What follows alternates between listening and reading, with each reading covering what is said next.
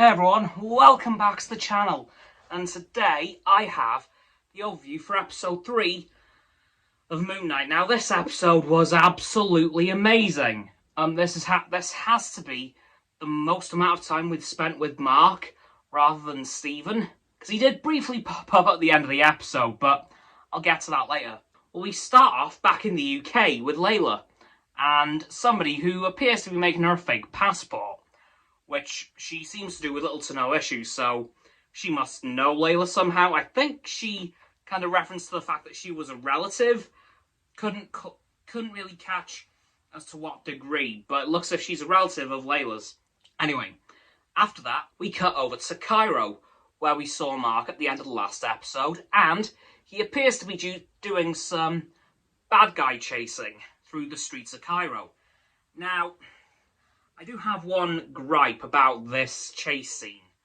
It was very good, but the kind of, I don't know what you'd call it, like from the top window of a building perspective, like that sort of camera angle, to me, that looked like the way it was shot, it looked like it was a behind the scenes shot instead of, meant to be in the episode. It looked like it was for a behind the scenes, like the Marvel Legends documentary, which they do on every show.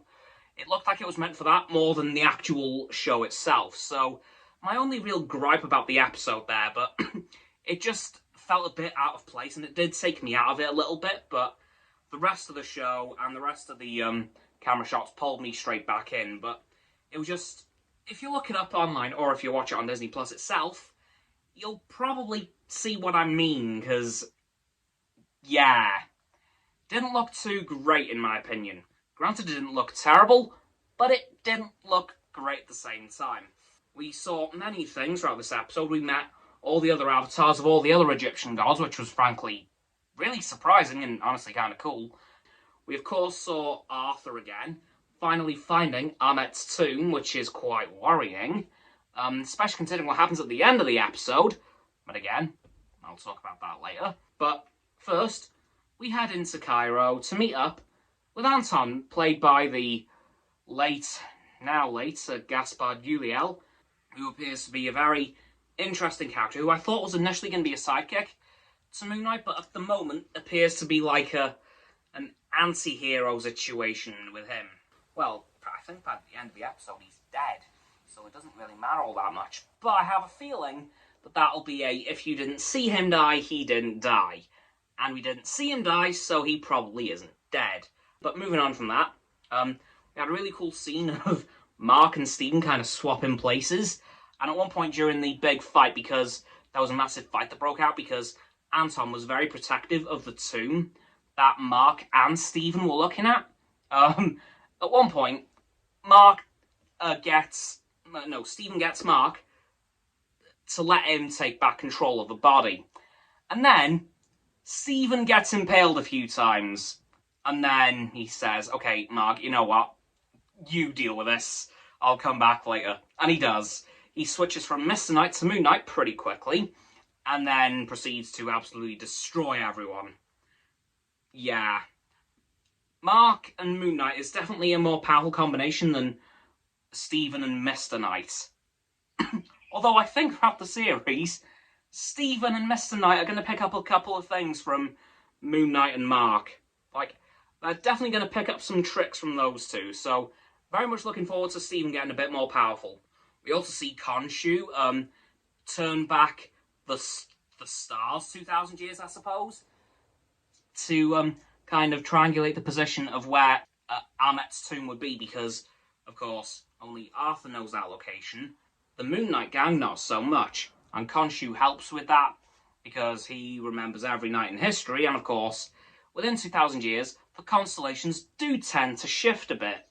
Granted, not by much, really, but enough to mess up the calculations that they would have needed.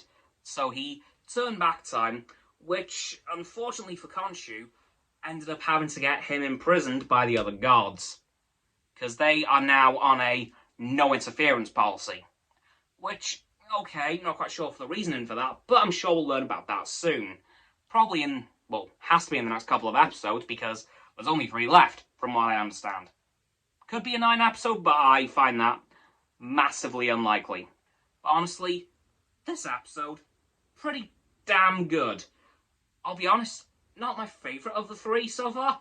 I think that would have to go to episode 2, but this one, it was pretty good, seeing both Moon Knight and Mr. Knight messing stuff up to varying degrees. But it was good to see basically all the identities that we've seen so far kind of come together in one episode fully for like quite a lot of time, really. Obviously, Mark and Moon Knight more than Stephen and Mr. Knight, but I'm glad that we're seeing a bit more of both in each episode now. When will Jake show up? I'm not sure. And I'm not sure how he's going to fit into the narrative right now. That's if they don't change his origin story too.